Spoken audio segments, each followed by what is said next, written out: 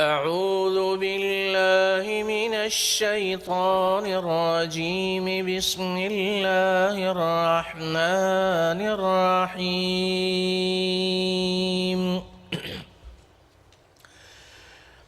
قل إن كنتم تحبون الله فاتبعوني يحببكم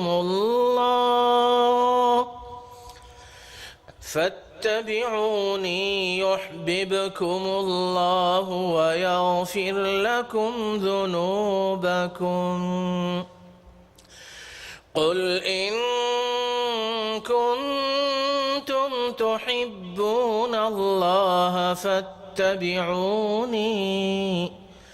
فاتبعوني يحببكم الله ويغفر لكم ذنوبكم والله غفور رحيم قل أطيعوا الله والرسول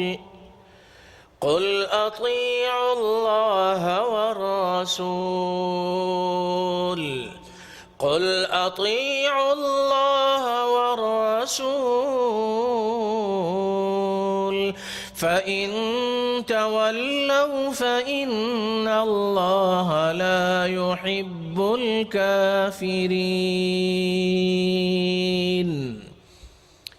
اللہ کے فضل و کرم اور اس کی توفیق و احسان سے سیرت پاک سے متعلق جو اہم دروس کا سلسلہ شروع ہوا تھا، آج اس کا 11واں درس ہے۔ ربیع الثانی کی 6 تاریخ ہے، 1437 ہجری اور 16 جنوری 2016۔ یہ سیرت پاک کے جو عملی پہلو سے متعلق اہم دروس ہیں ان کو ہم پڑھ رہے ہیں، اور یہ اصل ہدف اور مقصد یہ ہے کہ میں اور آپ، ہر کلمہ پڑھنے والا مسلمان، مرد ہو یا عورت، چھوٹا ہو یا بڑا، ہر ایک کو اس بات کا علم ہو جائے اور ہر مسلمان کے کانوں تک یہ بات پہنچ جائے کہ سرکار دو عالم صلی اللہ علیہ وسلم کی محبت کا معنی ہے مکمل اطاعت، اور اس مکمل اطاعت کے لیے ہر مسلمان کو اپنی دنیا کی زندگی میں بھرپور کوشش کرنی ہے۔ اللہ سے مدد اور توفیق مانگتے ہوئے اپنی طرف سے پوری کوشش کی جائے کہ ہماری زندگی میں، ہمارے قول میں، فعل میں، معاملات میں، اخلاق میں، ہر شعبہ زندگی میں کوئی بھی ایسا کام نہ ہو، کوئی بھی ایسی بات نہ ہو جو رسول اللہ صلی اللہ علیہ وسلم کی سنت یا سنتوں کے خلاف ہو۔ سورہ آل عمران کی یہ اہم ترین 2 آیات ہیں، 32 اور 33۔ اس میں اسی محبت کا ذکر ہے کہ اگر تم حقیقی معنوں میں، عملی طور پر رسول اللہ صلی اللہ علیہ وسلم کی اطاعت کو اختیار کر لو گے تو اللہ تم سے محبت کرنے لگے گا۔ سیرت پاک کے عملی پہلو سے متعلق ہم نے گزشتہ دروس میں علم اور عمل سے متعلق چند باتوں کو پڑھا اور جانا تھا۔ جب علم کا نام آئے، علم کا ذکر ہو، تو اس کے ساتھ نام لیے بغیر بھی ہر سننے والے کو یہ اچھی طرح سمجھ لینا چاہیے کہ ہر وہ علم جو عمل کے بغیر ہو وہ اپنے صاحب کو اور کسی اور کو بھی فائدہ نہیں پہنچاتا۔ علم مقدار میں تھوڑا ہی کیوں نہ ہو، لیکن اگر وہ علم نافع ہے، نفع مند علم ہے، اور اس علم کا جاننے والا اس علم پر عمل کر رہا ہے تو یہ علم نافع ہے۔ اور اگر علم بہت زیادہ مقدار میں ہو اور اگر اس میں عمل نہ ہو تو جیسے علامہ نے یہ فرمایا تھا کہ قلندر جز و حرف لا الہ کے کچھ نہیں رکھتا، اور فقیہ شہر قاروں ہے لغت ہائے حجازی کا۔ تو علم کے ساتھ جو شرط اول ہے، یعنی وہ علم نافع ہو، وہ علم اللہ کی مخلوق کو فائدہ دینے والا ہو، وہ علم ایمان اور تقوی والا ہو، وہ علم ہدایت اور خیر اور بھلائی والا علم ہو، اور اس علم میں اخلاص ہو ایمان کے بعد، اور اس علم پر عمل ہو۔ اس لیے کہ ترمذی اور دوسری کتب حدیث میں یہ حدیث مبارک مختلف صیغوں اور الفاظ کے ساتھ مذکور ہے، جس میں بار بار یہ بتایا گیا ہے کہ قیامت کے دن 5 چیزوں کے بارے میں سب سے پہلے سوال ہوگا۔ ان 5 میں ایک یہ بھی ہے وَعَنْ عِلْمِهِ فِيمَا عَمِلَ بِهِ، جو کچھ تم جانتے تھے، جن جن باتوں کا، جن جن مسائل کا، جن جن چیزوں کا تم کو علم تھا، ان پر عمل کہاں تک کیا تھا، یہ بھی سوال ہوگا۔ اور یہ علم ہم نے بتایا کہ یہ علم اتنا اہم عمل ہے، سیکھنا اور سکھانا، پڑھنا اور پڑھانا۔ اس علم میں پھر سر فہرست سب سے افضل ترین علم قرآن کا علم ہے، اور یہ علم جس کی نسبت ہم نے گزشتہ درس میں بتایا تھا کہ ایک طالب علم ہے جو سیکھتا ہے، پڑھتا ہے، اور ایک اس کا استاد ہے، معلم ہے جو اس کو سکھاتا ہے، پڑھاتا ہے، لکھاتا ہے۔ معلم یعنی استاد، ٹیچر، اور یہ علم والی نسبت اتنی عالی نسبت ہے کہ کئی کتب احادیث میں یہ حدیث صحیح وارد ہوئی ہے، جس میں خود آپ علیہ الصلاۃ کا یہ ارشاد مبارک ہے کہ انما بعثت معلما، انما بعثت معلما، بات یہ ہے کہ مجھے تو معلم بنا کر بھیجا گیا ہے۔ اور وہ معلم قیامت تک آنے والے تمام انسانیت کے معلم تھے، معلم انسانیت، مربی انسانیت صلی اللہ علیہ وسلم۔ اب یہ جو استاد ہے، معلم ہے، ٹیچر ہے، مربی ہے، تو آپ علیہ الصلاۃ نے صحابہ کو پڑھایا، لکھایا، ان کو علم سکھایا، ان کی تربیت کی، اور ان میں جوان بھی تھے، بوڑھے بھی تھے، اور چھوٹی عمر کے لڑکپن کی عمر کے لڑکے بھی تھے۔ پھر صحابہ رضی اللہ عنہم نے اپنے بچوں کو، چھوٹوں کو پڑھایا، قرآن اور دین اور شریعت اور مسائل ان کو بتائے۔ لیکن توجہ سے سنیے، توجہ سے سنیے، کسی ایک روایت میں بھی کہیں یہ نہیں آتا کہ صحابہ میں سے کسی نے یا خود رسول اللہ صلی اللہ علیہ وسلم نے کبھی اپنے کسی شاگرد پر ہاتھ اٹھایا ہو۔ یہ جو مار پیٹ کا تصور اور عمل ہے، یہ ایک شیطانی عمل ہے جو نفس کی خواہشات کی پیروی کرتے ہوئے استاد اس پر عمل کرتے ہیں۔ بچے نے اگر سبق یاد نہیں کیا، بچے نے اگر شرارت کی ہے، تو اس کو سمجھانے کے بجائے، اس کی تربیت کرنے کے بجائے، اس کی اصلاح کرنے کے بجائے، اس کو نصیحت کرنے کے بجائے فوراً اس کی پٹائی شروع کر دیتے ہیں۔ مولانا اشرف علی تھانوی رحمۃ اللہ علیہ نے فرمایا کہ جو اولاد ہے، ان کا جو جسم ہے، یہ نہ ماں باپ کی ملکیت ہے۔ جب ماں باپ کی ملکیت نہیں ہے تو کسی استاد کی ملکیت کیسے ہو سکتا ہے؟ اولاد کے بدن اور جسم میں تصرف کا اختیار کسی کو حاصل نہیں ہے۔ اور حضرت نے یہ بھی فرمایا کہ جو استاد اپنے بچوں کو مارتے ہیں، قیامت کے دن، حضرت نے فرمایا کہ قیامت کے دن ہو سکتا ہے کہ اللہ سبحانہ و تعالی ان لڑکوں اور بچوں سے کہے کہ تم اپنے استاد کی پٹائی کر کے اپنا بدلہ لو، اس لیے کہ استاد کے لیے شرعاً یہ قطعاً جائز نہیں ہے، کسی مسلمان کے لیے جائز نہیں ہے کہ وہ کسی دوسرے مسلمان کو مارے پیٹے، اس کی پٹائی کرے، اس کو طعنے دے، اس کو کوسے، اس کو برے القاب سے یاد کرے۔ معلم کا معنی ہے رحمت، معلم، استاد، مدرس، مربی، ٹیچر، اس کا معنی ہے رحمت، اس کا معنی ہے شفقت، اس کا معنی ہے محبت، اس کا معنی ہے خیر، اس کا معنی ہے نرمی، اس کا معنی ہے رقت، اس کا معنی ہے بچوں کو اور لوگوں کو اپنے قریب کرنا۔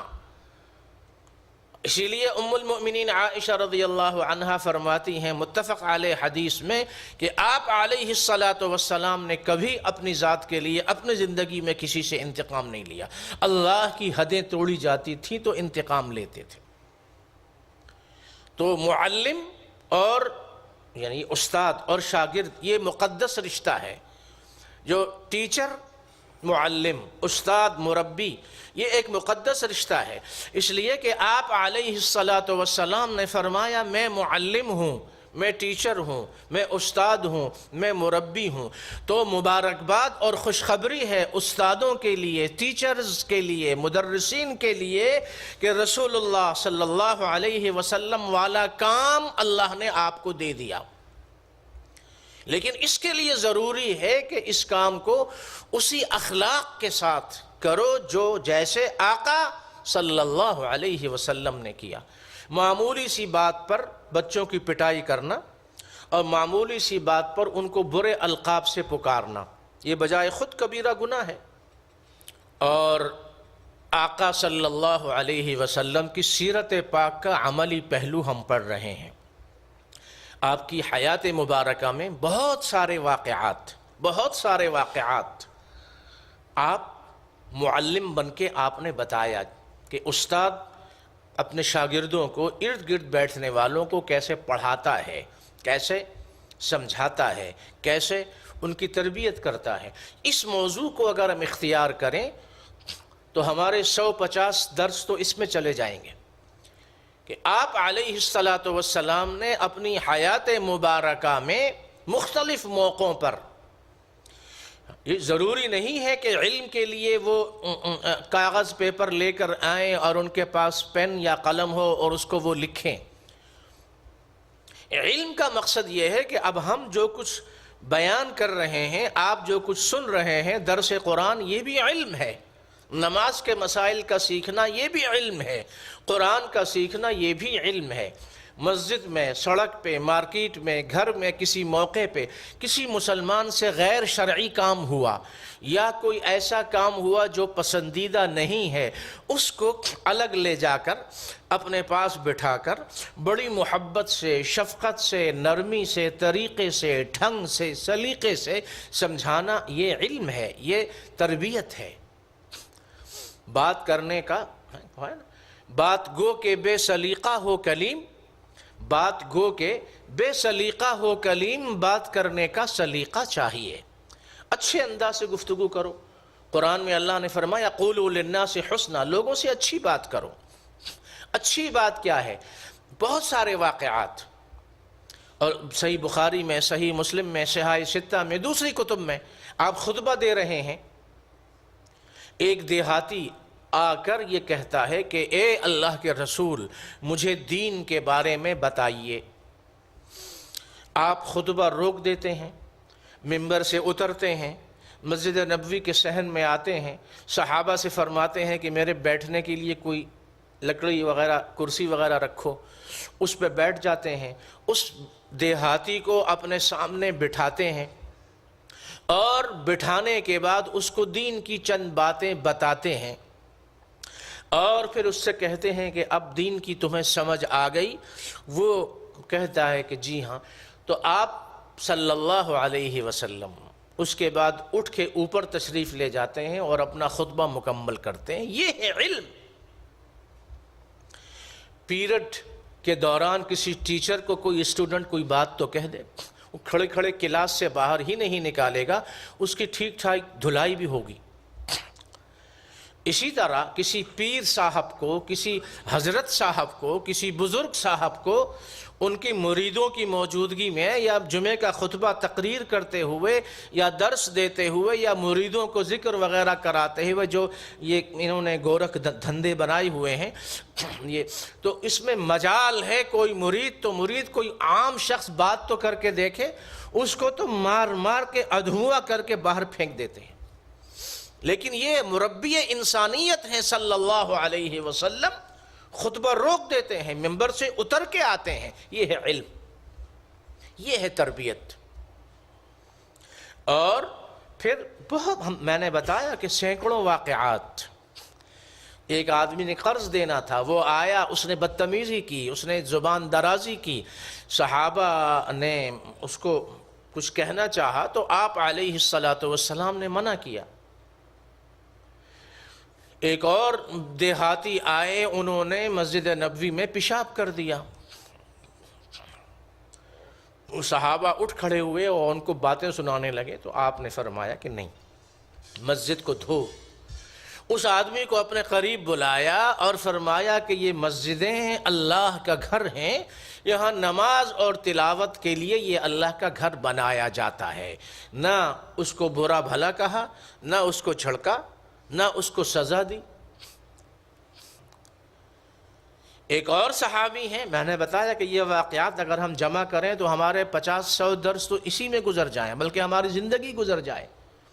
نماز کے دوران چھینک آنے پر انہوں نے اس چھینک میں جو جملے کہے جاتے ہیں انہوں نے ادا کیے۔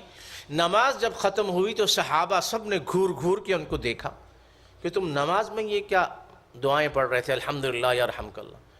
تو رسول اللہ صلی اللہ علیہ وسلم کے بارے میں وہ صحابی یہ کہتے ہیں کہ میں قربان جاؤں اپنے معلم اور اپنے آقا پہ کہ آپ صلی اللہ علیہ وسلم نے مجھے ڈانٹا نہیں، غصہ نہیں کیا، مجھے اپنے قریب بلایا اور فرمایا کہ نماز سے باہر جب ہو تو یہ دعائیں پڑھا کرو، نماز کے دوران تو نماز کی اپنی دعائیں پڑھی جاتی ہیں۔ تو معلم کا معنی ہے سراپا رحمت۔ اور یہ بچے پرائمری اسکول میں، سیکنڈری اسکول میں، ہائی اسکول میں، کالج یونیورسٹی میں، ہمارے دینی مدرسوں میں، تحفیظ القرآن کے اداروں میں جو لڑکے پڑھ رہے ہیں، نہ جانے ان میں کون کون ایسا ہوگا جو اللہ کا ولی اور متقی بنے گا اور اپنے والدین اور اپنے خاندان اور استادوں کے لیے جنت میں جانے کا سبب بنے گا، بشرطے کہ استاد نے شفقت سے اس کی تربیت کی ہو، محبت سے اس کی تربیت کی ہو۔ اور اگر استاد نے روزانہ گالی گلوچ اور بدتمیزی، اور ہمارے ہاں او گدھے، او فلاں، او فلاں، یہ القاب ہیں، بچوں کو اس طرح پکارتے ہیں۔ اور بلکہ ہمارے بعض دینی مدرسوں میں تو بڑی یعنی ناجائز قسم کے جملے جو زبان پہ آنا بھی دشوار ہے، یہ تحفیظ القرآن میں قاری صاحبان، حافظ صاحبان بچوں کو سور کا بچہ، کتے کا بچہ، نہ جانے کیا کچھ کہتے ہیں۔ یہ حرام ہے، کبیرہ گناہ ہے، اللہ ناراض ہوتا ہے۔ یہ قوم کے بچے ہمارے بچے ہیں، ہماری اولاد ہے، یہ ہمارے لیے جنت میں جانے کا سبب ہے، اور یہ بگڑ گئے تو ہمارے جہنم میں جانے کا سبب ہے۔ اگر میں نے اور آپ نے ان اسٹوڈنٹ طلبہ کی تربیت نہ کی تو اللہ ہم سب سے پوچھے گا۔ تو سب سے پہلی چیز معلم، ٹیچرز اس بات پہ فخر کریں، خوشی کریں کہ ہمیں اللہ نے وہ کام دیا جو رسول اللہ صلی اللہ علیہ وسلم کا کام تھا۔ آقا یہ فرماتے ہیں انما بعثت معلما، مجھے اللہ نے استاد بنا کے بھیجا ہے۔ یہ آپ کے لیے تو بڑی بشارت والی بات ہے۔ ایک اسٹوڈنٹ اسکول کا، مدرسے کا، مسجد کا، اگر اس کو اللہ آپ کی محبت، آپ کی شفقت، آپ کی نرمی، آپ کی تربیت، پرانے سالوں میں تو مدرسوں کی تعداد کم تھی بلکہ نہ ہونے کے برابر تھی۔ ہر گاؤں میں یا دور دور گاؤں میں اسکول تھے، ہائی اسکول۔ اور ہمارے ساتھی خود، میں 10-10, 12-12, 15-15 میل پیدل جاتے تھے، اس لیے کہ 4-5 گاؤں چھوڑ کے 6 گاؤں چھوڑ کے آگے جا کے ایک اسکول تھا، ہائی اسکول۔ ہر گاؤں میں اسکول نہیں ہوتے تھے، 10, 12, 15 میل پیدل جانا آنا۔ اسکولوں میں اس زمانے میں ایسے ٹیچرز تھے جو انگریزی پڑھاتے تھے، اردو پڑھاتے تھے، فارسی پڑھاتے تھے، سائنس پڑھاتے تھے، لیکن وہ بچوں کی ایسی تربیت کرتے تھے کہ بچے دیندار اور نمازی اور متقی بنتے تھے جب وہ میٹرک پڑھ لیتے تھے۔ آج ہر گلی میں 20-20 اسکول ہیں، پیسہ کمانے کا ذریعہ ہے، ہر سال فیس بڑھا دیتے ہیں، ہر سال فیس بڑھا دیتے ہیں، اور سارا دار و مدار انگریزی زبان پر اور ان کے کلچر پر ہے۔ روحانیت، اخلاق، تربیت، تقوی، اللہ کا خوف، اچھا مسلمان، اچھا شہری بننا، یہ کسی بھی اسکول میں اس کی طرف کوئی توجہ نہیں ہے، سوائے چند ان اسکولوں کے جن کو واقعی مخلص اور دیندار لوگ چلا رہے ہیں، وہ انگلیوں پہ گنے جا سکتے ہیں۔ اکثر یعنی 95 کہہ لیں یا 90% جو اسکول ہیں وہ پیسہ کمانے کی مشینیں ہیں۔ ہر گلی میں 5-5، 10-10 فیکٹریاں، کارخانے ہیں جہاں پیسے کمائے جاتے ہیں۔ تربیت، یہ جو قوم کے بچے ہیں، ایک ایک بچے کے بارے میں قیامت کے دن اللہ تم سے پوچھے گا۔ تو معلم رسول اللہ صلی اللہ علیہ وسلم معلم انسانیت تھے، اور آپ نے یہ ارشاد فرمایا کہ انما بعثت معلما، مجھے اللہ نے معلم بنا کے بھیجا ہے۔ اور ہم نے علم کے بارے میں گزشتہ دروس میں یہ پڑھا تھا کہ سب سے پہلی وحی نازل ہوئی، اس کا تعلق علم سے ہے، اقرأ، پڑھو۔ اور جب پہلی وحی نازل ہوئی اور پہلی وحی کے اثر سے آپ گھر واپس تشریف لائے، تو ام المؤمنین خدیجہ رضی اللہ عنہا نے آپ صلی اللہ علیہ وسلم سے فرمایا کہ آپ تو مہمان نوازی کرنے والے ہیں، آپ تو صلہ رحمی کرنے والے ہیں، آپ تو سچ بولنے والے ہیں، آپ تو مصیبت زدگان کی مدد کرنے والے ہیں، آپ تو مہمان نوازی کرنے والے ہیں، آپ تو لوگوں کا بوجھ اٹھانے والے ہیں، آپ تو جن کا کوئی کمانے والا نہیں ہے ان کو کما کے دے کے کھلانے والے ہیں۔ یہ 6 جملے خدیجہ رضی اللہ عنہا نے فرمائے تھے۔ علماء نے یہ فرمایا کہ صحیح علم وہ ہے، اسکول میں ہو، کالج میں ہو، یونیورسٹی میں ہو، دینی مدرسے میں ہو، مسجد میں ہو، حفظ قرآن کے شعبے میں ہو، وہ لڑکیوں کا ہو، وہ لڑکوں کا ہو، بچیوں کا ہو، بچوں کا ہو، علم نافع اور علم صحیح وہ ہے کہ وہ شاگرد اور وہ لڑکا اور وہ لڑکی، وہ اسٹوڈنٹ، ان کی جب تربیت دینی تربیت ہو تو اقرأ بسم ربک الذی خلق، یا اقرأ علم سے آغاز ہوا۔ یہ علم اگر صحیح علم ہوگا، اسکول میں، کالج میں، مدرسے میں، مسجد میں ان کی اگر صحیح اصلاح اور تربیت ہوگی تو وہ بچہ اور وہ اسٹوڈنٹ اور وہ طالب علم ان 6 کی 6 صفات کا حامل بن جائے گا کہ وہ اپنے معاشرے میں، اپنے محلے میں، اپنے خاندان میں، اپنے شہر میں، اپنے ملک میں، اپنی امت اور ملت کے لیے وہ خیر خواہی کرے گا۔ یہ تمام کام، مہمان نوازی کرنا اور سچ بولنا، جھوٹ سے نفرت، اقرأ بسم ربک الذی والا علم جب اسکولوں میں عام ہو جائے گا، مدرسوں میں عام ہو جائے گا، اور انما بعثت معلما والی حدیث ہر ٹیچر، ہر استاد، ہر مربی کے سامنے ہر وقت رہے گی، تو وہ بچے جو استادوں کی صحبت میں بیٹھیں گے، وہ لڑکے جو کلاس میں اور استادوں کی صحبت میں بیٹھیں گے، وہ بچے اپنے خاندان والوں کا خیال کریں گے، وہ مہمان نوازی کریں گے، وہ سچ بولیں گے، وہ خیر کا ہر کام کریں گے، اس لیے کہ یہ اس علم کی برکت ہوگی، اس تربیت کی برکت ہوگی جو ٹیچر اور معلم اور استاد نے اپنے شاگردوں کی ہے۔ علم یہ سکھاتا ہے، اور علم، علماء نے یہ فرمایا کہ علم جس قدر بڑھتا ہے بندے میں اسی قدر تواضع آتی ہے۔ یہ بھی ایک نشانی ہے۔ جو سب سے بڑا عالم ہوگا وہ سب سے زیادہ عاجز اور متواضع ہوگا، اور جو تکبر و نخرے کرنے والا مولوی یا عالم یا پیر یا بزرگ، تو گویا کہ یہ جاہل مطلق ہے، اور اس کا علم اس کے لیے اس کے خلاف دلیل بنے گا قیامت کے دن۔ اور یہ علم بے عمل علم ہے، یہ علم نافع نہیں ہے۔ علم نافع وہ ہے عالم، جتنا بڑا عالم اور فقیہ اور محدث ہوگا اسی قدر اس کے مزاج میں، طبیعت میں عاجزی اور تواضع ہوگی، اللہ کے سامنے بھی اور اللہ کے بندوں کے سامنے بھی۔ رسول اللہ صلی اللہ علیہ وسلم صحابہ کے ساتھ جب سفر میں ہیں یا کوئی کام پیش آتا ہے تو صحابہ سے یہ فرماتے ہیں کہ کام تقسیم کرو، مجھے بھی ایک کام دے دو۔ یہ نہیں فرمایا کہ میں کرسی پہ اوپر بیٹھ کر صرف آپ کا وہ ایڈمنسٹریٹر بن کے اور وہ فورمین بن کے آپ کو ہدایات جاری کروں گا، نہیں، بلکہ میں بھی تمہارے ساتھ برابر کا کام کروں گا۔ تواضع۔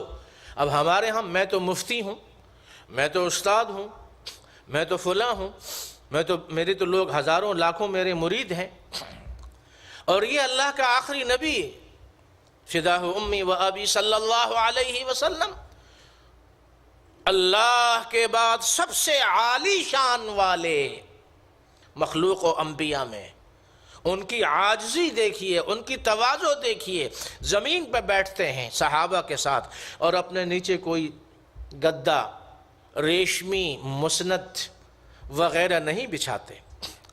صحابہ بیٹھے ہیں، آپ بھی ان کے ساتھ ہی بیٹھ جاتے ہیں، اور یہ فرماتے ہیں کہ جب میں آؤں تو کھڑے ہو کے میرا استقبال نہ کیا کرو جیسے عجمی لوگوں کے ہاں ہوتا ہے۔ اور یہ فرمایا جو آدمی یہ چاہے کہ وہ کہیں جائے اور لوگ کھڑے ہو کر اس کا استقبال کریں، وہ جہنم میں اپنا ٹھکانہ بنا لے۔ علم تواضع سکھاتا ہے۔ یہ شہرت، نام و نمود، ریاکاری، یہ علم کے خلاف ہے۔ یہ علم اصل میں علم سے یہ بہت دور ہے۔ عالم یہ چاہتا ہے کہ مجھ تک جتنی بات پہنچی ہے وہ اللہ کی ہر مخلوق تک پہنچ جائے، اور پتہ نہیں کس کی وجہ سے اللہ میری مغفرت کر دے۔ محبت، شفقت، وما ارسلناک الا رحمتا للعالمین، اسی لیے فرمایا رحمت عالم تھے۔ تو اچھا، پھر آپ یہ دیکھیے، یہ علم ہے، علم سکھانا، سنانا، بتانا، سمجھانا، تربیت کرنا۔ 40 سال کے بعد جب نبوت ملی اور آپ پہلی مرتبہ اپنے شہر کے لوگوں سے بات کرنی چاہی، پہلی تقریر، پہلا بیان، پہلا واعظ، پہلی اسپیچ، تو آپ صفا کی چوٹی پہ چڑھے۔ یہ صفا مروہ جہاں ہم سب جاتے ہیں، صفا جہاں سے سعی شروع ہوتی ہے، وہ پہاڑی جس کا اب پرانا ایک نام و نشان کم ہو گیا، کمزور ہو گیا، اس چوٹی پہ یہ جو جگہ آپ دیکھتے ہیں، یہیں پہ آپ تشریف فرما ہوئے، کھڑے ہوئے، اپنا چادر مبارک لہرائی۔ مکہ کے جو لوگ تھے گرد و نواح کے، انہوں نے دیکھا یہ پہاڑی اس وقت بہت اونچی ہوتی تھی، اور مکہ کے جو مکانات تھے وہ نیچے ہوتے تھے۔ کعبۃ اللہ اور صفا یہ اونچی تھی، اور باقی کعبہ میں، مکہ میں رہنے والے لوگوں کے مکانات بالکل نیچے تھے۔ جیسے ہمارے شہروں میں جو 60، 80، 100 سال پرانے مکانات ہیں وہ بہت نیچے ہو گئے، سڑکیں اونچی ہو گئیں، کیونکہ سڑکیں ہر سال بنتی ہیں، تو پرانا مکان نیچے ہوتا ہے، سڑک اونچی ہوتی ہے۔ یہاں پر بھی یہی حال تھا۔ صفا بہت اونچی جگہ تھی اس زمانے میں۔ آپ جب صفا پہ چڑھے، سب شہر کے لوگوں نے دیکھ لیا، تھوڑی دیر میں تمام لوگ جمع ہو گئے۔ تو علم سے ہم بات کرتے ہیں۔ علم یہ ہے کہ اللہ کی دعوت کو، توحید کی دعوت کو اللہ کی مخلوق تک پہنچاؤ۔ علم یہ بھی ہے کہ ہم مسجدوں میں بچوں کو پڑھائیں، یہ بھی علم ہے۔ بچیوں کے جو مدرسے ہیں ان میں بچیوں کو عالمہ بنانا، ان کو علم سکھانا، یہ بھی علم ہے۔ دینی مدرسوں میں بچوں کو پڑھایا جاتا ہے، تحفیظ القرآن کے مدرسوں میں چھوٹی عمر کے بچوں کو قرآن حفظ کروایا جاتا ہے، یہ بھی علم ہے۔ قرآن کی تجوید سکھائی جاتی ہے، صحیح تلفظ، یہ بھی علم ہے۔ پھر 8 سال دینی مدرسے میں ان طلباء کو عالم بنایا جاتا ہے، یہ بھی علم ہے۔ 8 سال کے بعد 2 سال تخصص کیا جاتا ہے، اسپیشل کورسز، حدیث میں، فقہ میں، یہ بھی علم ہے۔ سب سے افضل علم تو قرآن کا علم ہے۔ تو اسکول، کالج، یونیورسٹی ہو، دینی مدرسہ ہو، یہ جو کچھ پڑھایا جاتا ہے یہ وہ علم ہے کہ اس علم کا مقصد یہ ہے کہ یہ اسٹوڈنٹ، یہ بچہ اور یہ بچی اپنی اصلاح کرے، اپنے آپ کو گناہوں سے بچائے، اللہ کی نافرمانی سے بچائے۔ جو کچھ یہ پڑھتا ہے، سیکھتا ہے، سمجھتا ہے، آئندہ زندگی میں اس سے خود بھی فائدہ اٹھائے، دوسروں کو بھی فائدہ پہنچائے۔ حلال روزی کمانا، اگر وہ انجینئرنگ میں ہے، اگر وہ میڈیکل میں ہے، اگر وہ ڈاکٹر بنا ہے، سرجن بنا ہے، اگر وہ انجینئر بنا ہے، یا وہ آڈٹ کے کام میں، یا اکاؤنٹ میں وہ ہے، تو حلال روزی کمانا، اپنے آپ کو بچانا، اپنے گھر والوں کو پیسے کما کر دینا، یہ بھی تو عبادت ہے۔ اور اس سیکھنے کے دوران جو اچھی باتیں اپنے والدین سے سنی ہیں، اپنے استادوں سے سنی ہیں، علماء بزرگوں سے سنی ہیں، جہاں بھی کوئی 2-4 بندے اس کو نظر آئیں ان تک وہ بات پہنچا دے۔ نماز کی تلقین کرنا، جھوٹ سے روکنا، سگریٹ، نشہ، اس سے منع کرنا، قرآن کی تلاوت کی تلقین کرنا، اپنے اعضائے بدن کی حفاظت کے بارے میں دوسروں کو سمجھانا۔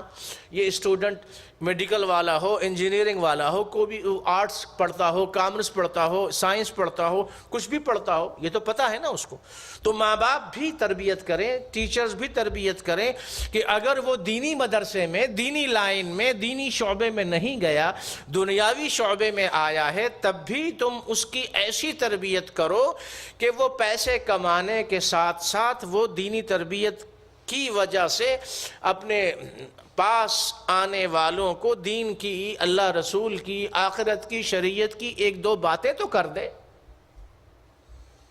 ورنہ اگر وہ خود بھی بے نمازی ہے، بے دین ہے، فاسق و فاجر ہے، نہ قرآن، نہ تلاوت، نہ ذکر، نہ آخرت، نہ ماں باپ، صرف پیسہ کماؤ، پیسہ کماؤ، پیسہ کماؤ، اور سب سے بڑی دنیا کی ڈگری اس نے لے لی، اور اسپین میں اور سوئٹزرلینڈ میں اور لندن میں اور امریکہ میں پتہ نہیں کون کون سی ڈگریاں لے لی، لیکن اگر وہ دین سے دور ہے تو نہ ماں کو فائدہ، نہ باپ کو فائدہ، نہ خاندان کو فائدہ، نہ امت کو فائدہ، نہ ملت کو فائدہ۔ ہمیں ایسے ڈاکٹر چاہیے، ہمیں ایسے انجینئر چاہیے، ہمیں ایسے سرجن چاہیے، ہمیں ایسے لوگ چاہیے کہ جو مسلمان ہوں، مومن ہوں، ایمان کے ساتھ وہ پوری دنیا میں پھیل جائیں۔ ہمیں ایسے سائنسدان چاہیے جو سائنٹیفک دلائل دیں، اور ناسا میں ہیں الحمدللہ ہمارے 3 یا 4 سب سے بڑی جو دنیا کی وہ تنظیم ہے، اس میں مسلمان ہیں۔ یہ بڑی فخر اور خوشی کی بات ہے۔ ہم اپنے بچوں کو سائنس، میڈیکل، یہ تمام چیزیں پڑھائیں، لیکن ایمان کے ساتھ، ایمان کے ساتھ، تقوی کے ساتھ۔ اس لیے کہ ہماری زندگی کا مقصد، ہمارے بچوں کی زندگی کا مقصد تو اللہ کو راضی کرنا ہے۔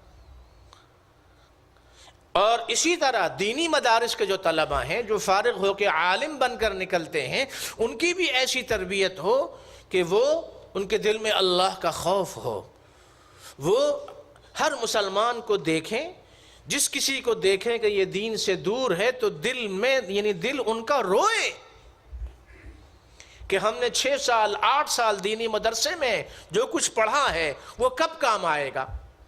خود سے بجائے اس کے کہ لوگ آئیں خود سے آدمیوں کو پکڑ پکڑ کے کہیں کہ آؤ بھائی تم اپنا تلفظ صحیح کرو، میرے پاس آ جایا کرو، میں پیسے ویسے نہیں لیتا، بس آ جایا کرو پڑھنے کے لیے، نماز کے مسائل سیکھ لو بھائی، طہارت کے یہ ہم علم کے بارے میں ہم بات کر رہے ہیں۔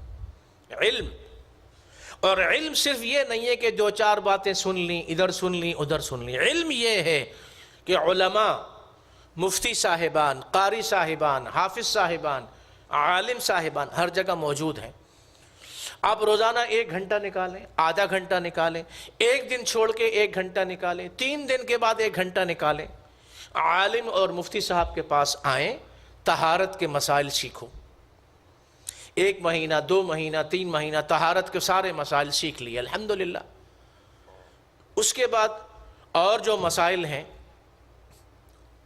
اس کے بعد جو اور مسائل ہیں دین کے مسائل، دین کا علم، ضروریات زندگی کا علم، موٹی موٹی باتوں کا علم، یہ ہر مسلمان کلمہ پڑھنے والی عورت اور مرد پر فرض عین ہے۔ کون سا ایسا محلہ اور شہر ہے جہاں کوئی عالم نہ ہو؟ یورپ میں بھی ماشاءاللہ بہت علماء آ گیا، کسی زمانے میں نہیں تھے، مسجدیں نہیں تھیں، اب ہر محلے میں مسجد ہے، عالم ہے، مفتی ہے۔ تو آپ قرآن کا تلفظ صحیح کریں، آپ دین سیکھیں، قرآن سیکھیں، مسائل سیکھیں۔ علم یہ نبوت والا کام ہے، سیکھنا اور سکھانا، اور کاموں کا ذکر تو بہت ہوتا ہے کہ یہ نبیوں والا کام ہے، یہ نبیوں والا کام ہے، یہ نبیوں والا کام ہے، لیکن اس کا ذکر کوئی نہیں کرتا کہ دین اور علم سیکھنا سکھانا، یہ تو خود آقا صلی اللہ علیہ وسلم خود فرما رہے ہیں، انما بعثت معلما، مجھے اللہ نے استاد بنا کے بھیجا، معلم بنا کے بھیجا۔ اس کا کوئی نام نہیں لیتا۔ علم سیکھو، علماء کے پاس آؤ بھائی۔ تم جو وہاں پیسہ کمانے میں صبح سے لے کے رات 12، 1، 2 بجے تک پیسے کماتے ہو، یہ دین اور قرآن اور شریعت اور مسائل یہ کون سیکھے گا؟ فرشتے آئیں گے یا غیر مسلم آئیں گے سیکھنے کے لیے؟ تمہارے پاس تو آدھا گھنٹہ بھی نہیں ہے روزانہ کا، 2 دن بعد 1 گھنٹہ بھی نہیں ہے، تو قیامت کے دن اللہ کو کیا جواب دو گے؟ تو کم از کم جہاں جہاں تک میری آواز پہنچ رہی ہے، پاکستان میں، انڈیا میں، یورپ میں، امریکہ لندن میں، سعودی عرب میں، خلیجی ملکوں میں، ہر مسلمان مرد ہو یا عورت، عورتوں کے لیے خواتین میں عالمات موجود ہیں بحمداللہ، عالمہ موجود ہیں، عالمہ کے پاس خواتین جا کے مسائل سیکھیں، اور آپ حضرات جو ہیں جہاں جہاں بھی آپ رہتے ہیں، روزانہ 1 گھنٹہ یا 2 دن بعد 1 گھنٹہ نکالیں، ہفتے میں 3 دن 3 گھنٹے نکالیں، قاری صاحب کے پاس آئیں، اپنا تلفظ صحیح کریں۔ قرآن آپ ساری زندگی، ساری عمر گزر گئی، قرآن آپ غلط پڑھتے ہیں، یہ علم کے خلاف ہے۔ سیرت پاک کا جو عملی پہلو ہے اس میں ہم علم کو پڑھ رہے ہیں کہ علم، نبوت ساری کیا ہے؟ علم ہے۔ وحی الہی، وحی نازل ہوتی تھی، کیا ہے؟ علم ہے۔ اقرا پہلی وحی نازل ہوئی، علم ہے۔ احادیث اور سنتیں علم ہے، دین اور شریعت علم ہے، قرآن سیکھنا سکھانا علم ہے۔ اور جب آپ دین سیکھیں گے، تجارت کے مسائل، سیدنا عمر رضی اللہ عنہ فرمایا کرتے تھے کہ بازار میں، مارکیٹ میں وہ آدمی بیٹھے گا جس کا میں امتحان لوں گا کہ اس کو تجارت کے مسائل کا پتہ ہے یا نہیں ہے۔ اگر تجارت کے مسائل نہیں جانتا اور اس نے دکان کھول لی، اس نے تجارت شروع کی، خود بھی وہ نقصان دہ ہوگا، دوسروں کو بھی نقصان پہنچائے گا۔ آج ہم تجارت میں 99% تاجر اور دکاندار اور خرید و فروخت کرنے والے، ان کو وہ پنجابی میں کہتے ہیں ککھ دا بھی نہیں پتا، ان کو ایک مسئلے کا بھی نہیں پتا کہ وہ تجارت کیا ہوتی، بس جا کے بیٹھ گئے، پیسے کما رہے۔ پیسے کمانا تو آسان ہے، لیکن جب اللہ پوچھے گا کہ ایک گاہک کو تم نے فلاں خراب چیز دی تھی چھپا کے، اس کا حساب دو۔ آج مارکیٹوں میں، بازاروں میں، دکانوں میں، کارخانوں میں، فیکٹریوں میں، ہوٹلوں میں جو گدھوں کا اور چوہوں کا گوشت کھلاتے ہیں، یہ کھلانے والے کوئی غیر مسلم تو نہیں ہیں؟ انہوں نے مرنا نہیں ہے، اللہ کے سامنے جواب دہی نہیں ہے، قبر میں نہیں جانا۔ 2 پیسے کے لیے، 2 پیسے کے لیے ہمیشہ ہمیشہ کی جہنم۔ ہوٹلوں میں آپ جا کے دیکھیے کہ 10-10 20-20 دن کا پرانا تیل اور پرانی وہ چیزیں سڑی گلی وہ نئی میں شامل کر۔ مٹھائیوں کی دکانوں پہ آپ جائیے، کاکروچ اور کیڑے مکوڑے گھوم رہے ہیں اور اس کو خوبصورت کر کے لوگوں کو۔ اس نبی کا کلمہ پڑھتے ہو، اس نبی کے نام کی سیرت اور ربیع الاول میں جلوس جلسے جھنڈیاں کرتے ہو، عمرے کرتے ہو، نمازیں پڑھتے ہو، روزے رکھتے ہو، مردوں کو اپنے ہاتھ سے کفناتے ہو، قبرستان جاتے ہو، لیکن تمہارے دل ایسے پتھر ہیں، ایسے پتھر ہیں، ان پہ کوئی آیت، کوئی حدیث اثر نہیں کرتی۔ جس کا کلمہ پڑھتے ہو وہ یہ فرماتا ہے کہ جو دھوکہ دے وہ مجھ سے، میری امت سے، ہم سے نہیں ہے۔ دھوکہ دیا تم امت سے خارج ہو گئے۔ ہماری آنکھ کھلتی ہے دھوکے پہ، آنکھ بند ہوتی ہے دھوکے پہ، آنکھ کھلتی ہے جھوٹ پہ، آنکھ بند ہوتی ہے جھوٹ پہ۔ گاہک دکاندار کو بے وقوف بناتا ہے، دکاندار گاہک کو بے وقوف بناتا ہے، یہ بھی جھوٹا وہ بھی جھوٹا۔ وہ سمجھتے ہیں مجھ کو اپنا بزرگ اور میں سمجھتا ہوں ان کو برخوردار۔ وہ بھی چھوٹے ہیں، میں بھی چھوٹا ہوں۔ وَقِنَا رَبَّنَا عَذَابَ النَّارِ، یہ غالب نے بہت پہلے کہا تھا۔ جھوٹ کا کاروبار عام ہے پوری امت میں۔ 27ویں رات کو حرم نبوی میں رو رو کے دعائیں ہوتی ہیں، لاکھوں۔ ان رونے والوں میں لاکھوں وہ ہوتے ہیں جن کے ہاتھ دوسروں کے خون سے اور دوسروں کے حقوق سے رنگین ہوتے ہیں۔ اللہ کی طرف سے کہا جاتا ہے کہ یہ ہاتھ تو نجس ہیں، گندے ہیں، پاک ہاتھ اٹھاؤ تو ہم سنیں۔ موسیٰ علیہ السلام جب لے کر گئے قوم کو بارش کی دعا کے لیے،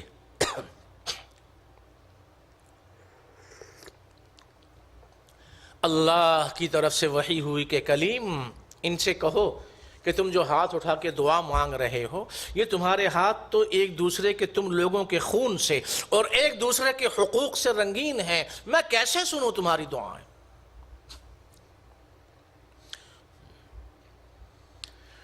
صحیح مسلم کی حدیث ہم نے بہت سنائی ہے، کاش کہ یہ حدیث پاکستان اور انڈیا اور ہر جگہ لوگوں تک پہنچ جائے۔ سیاستدان جو ہیں، ہمارے سیاستدان اور حکمراں اور یہ فیکٹریوں کارخانے، ہر مسلمان جن کے نام کا کلمہ پڑھتے ہو، صلو علیہ وسلم تسلیما، درود شریف پڑھو، اللہم صلی وسلم وبارک علی سیدنا محمد وعلی آلہ واصحابہ۔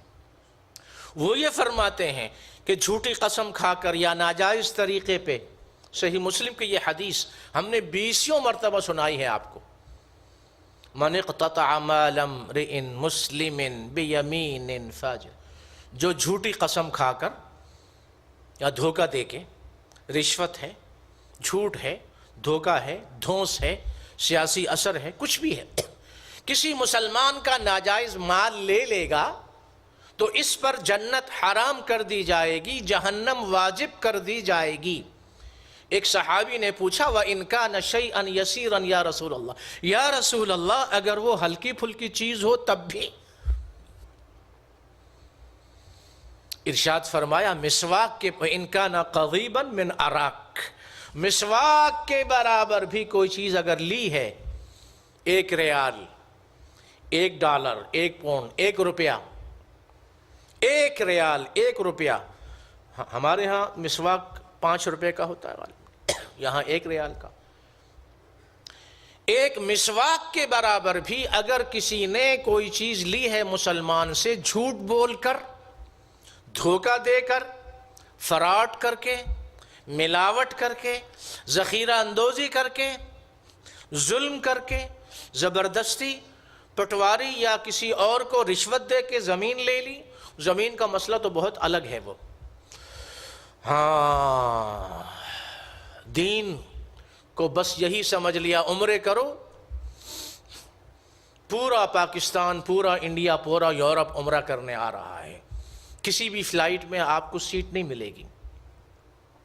میں جب پاکستان سے آتا ہوں جب بھی، تو جہاز میں 350 میں 20-25 ہم لوگ ہوتے ہیں، 300-325 عمرے والے ہوتے ہیں. ایک بار نہیں، 2 بار نہیں، 3 بار نہیں، 4 بار نہیں، 10 بار میں نے دیکھا احرام کی حالت میں ہوتے ہیں، کچھ بغیر احرام کے ہوتے ہیں. جہاز میں نمازوں کا وقت آتا ہے، 2-3 آدمیوں کے علاوہ کوئی بھی نماز نہیں پڑھتا. یہ کہاں آ رہے ہیں؟ عمرہ کرنے آ رہے ہیں. پورا جہاز 2-3 آدمی، اس کے علاوہ احرام والے، عمرے پہ آنے والے، ایک عورت ایک مرد بھی نماز کے لیے نہیں اٹھتے.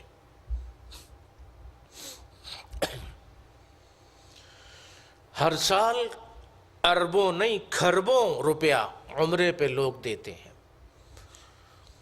5 سال اگر لوگ عمرے پہ نہ آئیں اور یہ پیسہ پاکستان میں لگائیں تو پاکستان میں ایک بندہ بھی غریب نہیں رہے گا.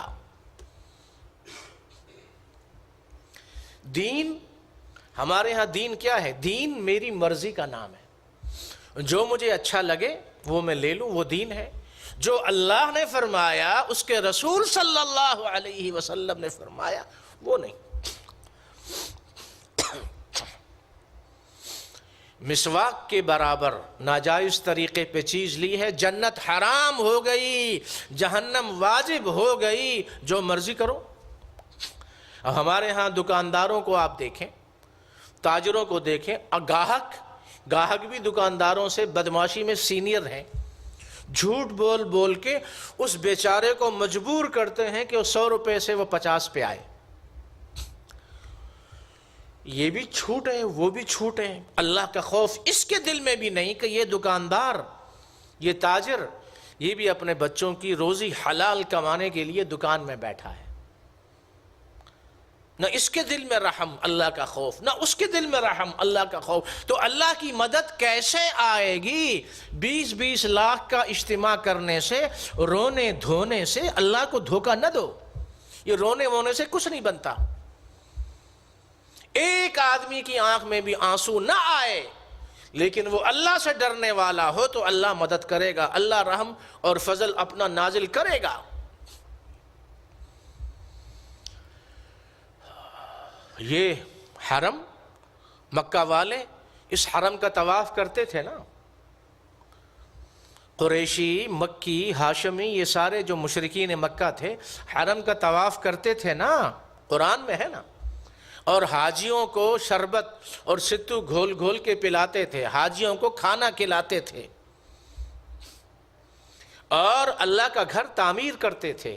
ہمارے ہاں مسجدیں بناتے ہیں، حرام، سود، رشوت سب لے لو، کروڑوں کما لو، کچھ مدرسے میں دے دو، کچھ مسجد میں دے دو.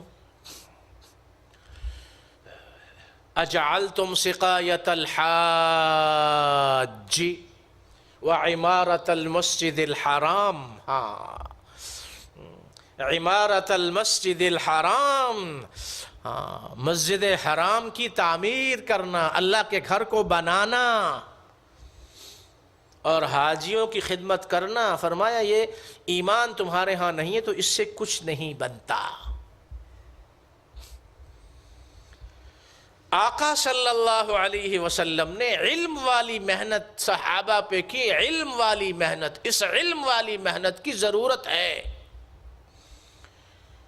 دنیاوی علم اور دینی علم دونوں میں یکسانیت ہو اور دونوں اداروں سے ایسے لڑکے، ایسے طلبہ فارغ ہوں دینی مدرسے سے جو عالم، مفتی، قاری، حافظ، عالم بن کے نکلتے ہیں، اور اسکولوں یونیورسٹیوں سے جو ڈاکٹر، انجینئر بن کے یہ دونوں ایسے ہوں کہ یہ حلال اور حرام میں فرق کرنے والے ہوں.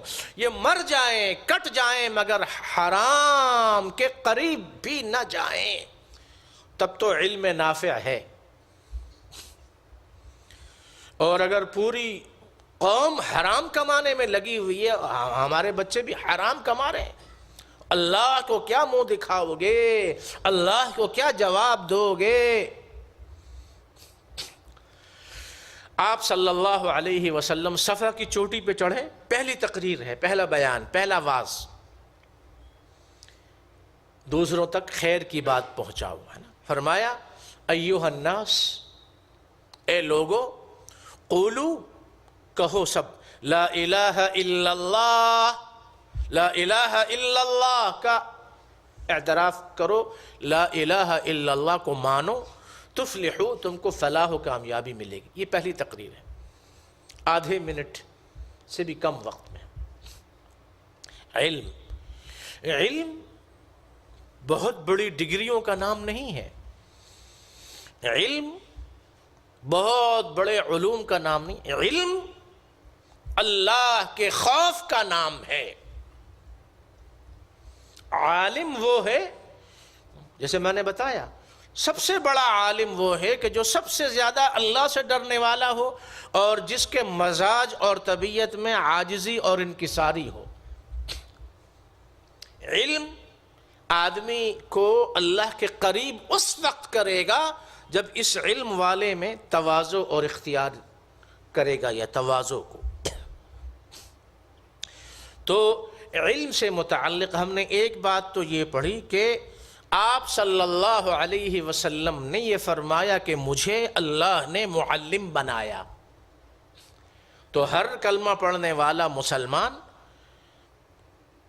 علم سے اپنا تعلق جوڑے اور اپنی اور اپنے گھر والوں کی اصلاح اور تربیت کرے،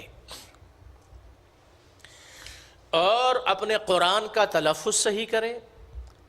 قرآن کا جتنا حصہ حفظ کر سکتا ہے، 1 2 3 سورت اپنے سینے میں حفظ کر لے، اور قرآن کا ترجمہ سمجھنے کی کوشش کرے. عربی زبان کو کسی عالم سے اگر 4 یا 6 مہینے پابندی سے آپ پڑھیں تو قرآن کا 60% ترجمہ آپ کی سمجھ میں خود بخود آ جائے گا. یہ لازم ہے، فرض ہے، ضروری ہے. آؤ ہم علم کی نسبت سے دین سیکھیں، قرآن سیکھیں، شریعت سیکھیں، اچھائی سیکھیں. اور جب علم آئے گا تو علم کے ذریعے آپ کو اپنے اور دوسروں کے حقوق کا پتہ چلے گا.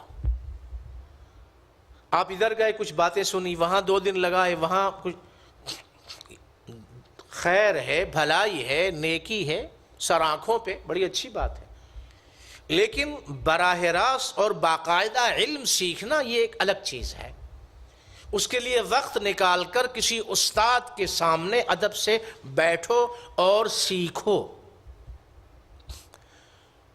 عربی زبان، عربی گرامر اگر آپ سیکھیں تو قرآن کا ترجمہ سمجھنے میں، جہری نمازوں میں جو امام قرآن پڑھتے ہیں وہ سنتے ہوئے آپ کو ایک روحانی ایمانی لذت اور مٹھاس محسوس ہوگی.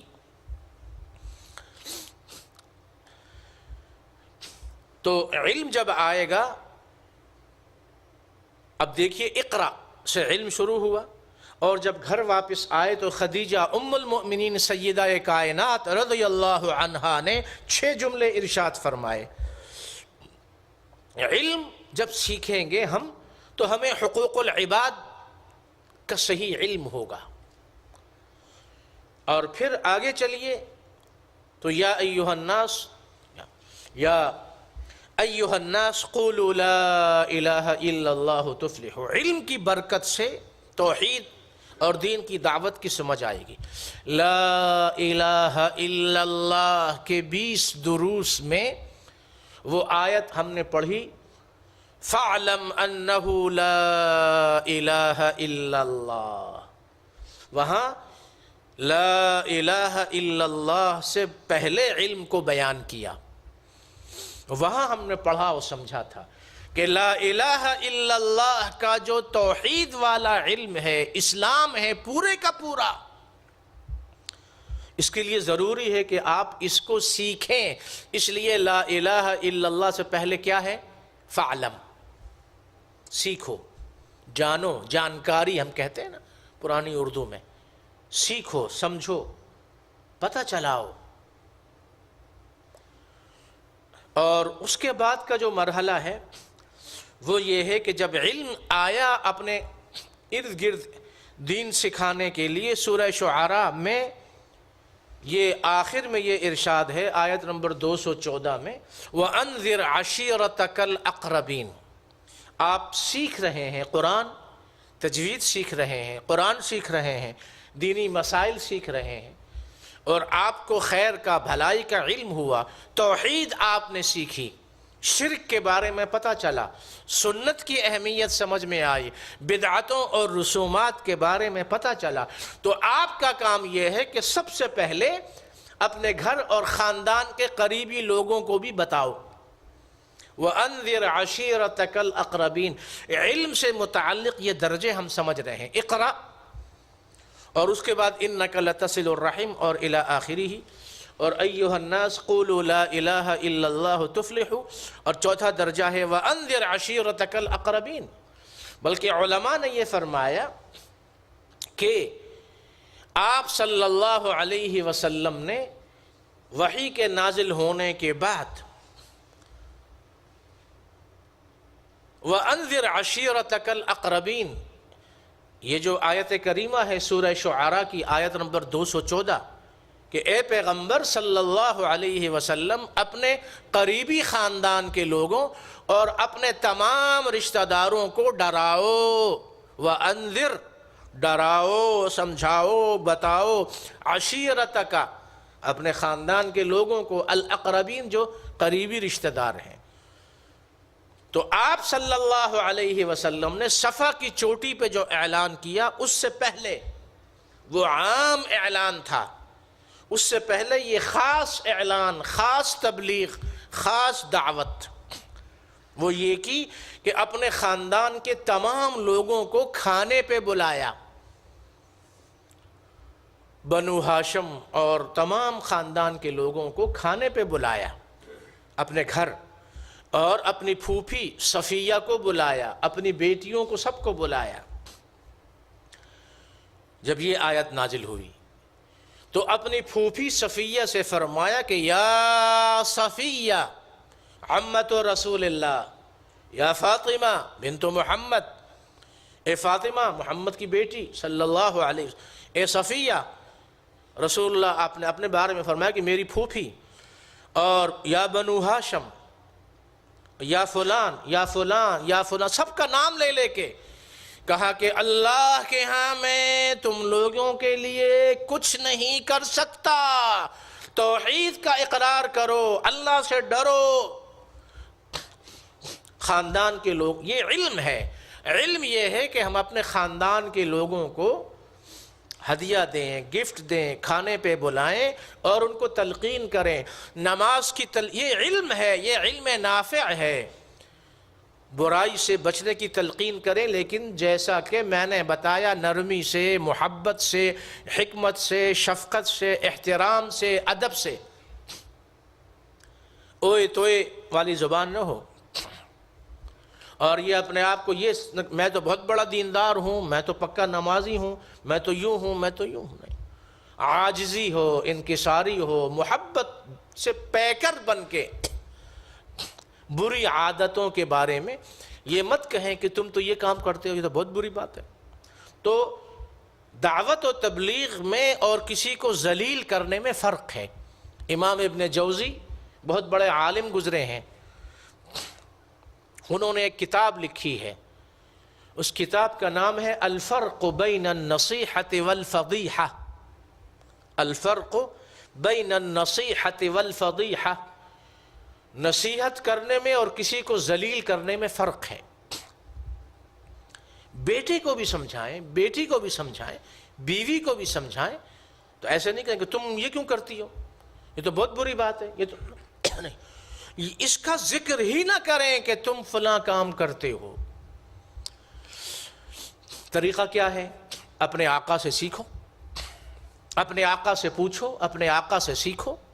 آپ صلی اللہ علیہ وسلم جب دیکھتے تھے کہ صحابہ میں کوئی غلطی یا برا کام، ناپسندیدہ کام ہو رہا ہے، تو نہ کسی کا نام لیتے تھے اور نہ کچھ کہتے تھے، سب کو جمع کرتے اور یہ فرماتے کہ جو لوگ ایسے ایسے کام کرتے ہیں ان کا کیا ہوگا؟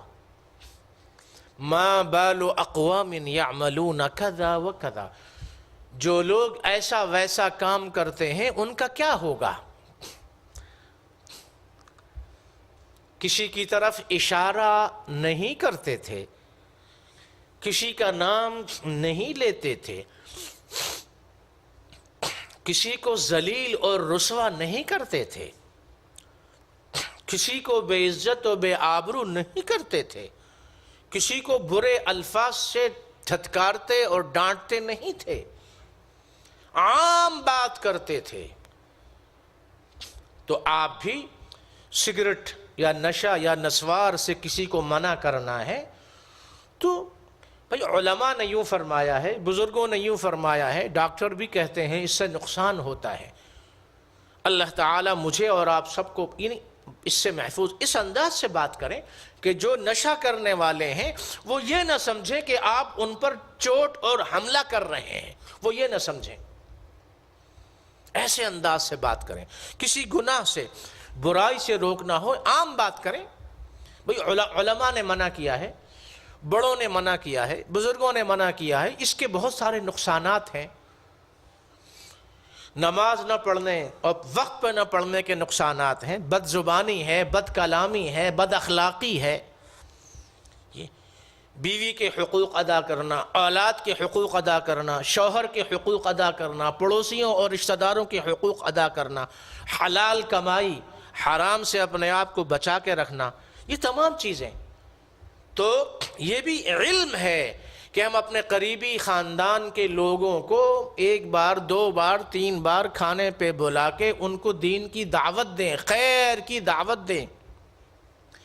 اسی طرح اپنے دوستوں میں ملنے جلنے والوں کو آدمی کھانے پہ بلا لے، چائے پہ بلا لے اور اچھی باتوں کا تذکرہ ہو جائے،